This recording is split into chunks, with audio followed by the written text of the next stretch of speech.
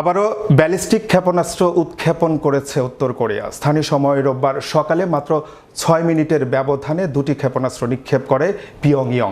বিস্তারিত ডেস্ক রিপোর্টে।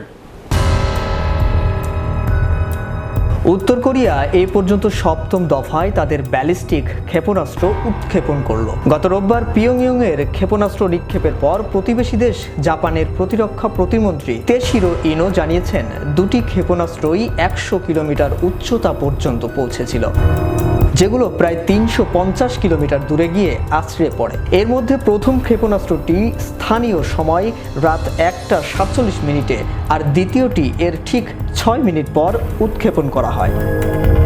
গত মঙ্গলবার পারমাণবিক অস্ত্রে সজ্জিত আগের চেয়ে অনেক দূর পাল্লার একটি ব্যালিস্টিক ক্ষেপণাস্ত্র পরীক্ষা করে উত্তর কোরিয়া। গত ৫ বছরের মধ্যে এই প্রথমবারের মতো জাপানের উপর দিয়ে ওই ক্ষেপণাস্ত্রটি উৎক্ষেপণ করা হলো। গত ৫ বছরের মধ্যে এই প্রথমবারের মতো জাপানের উপর দিয়ে এই ক্ষেপণাস্ত্রটি উৎক্ষেপণ করা হলো।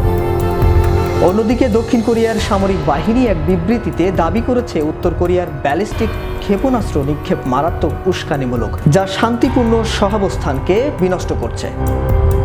শাহরিয়ার আহমেদ, বিশ্ব বাংলা নিউজ 24।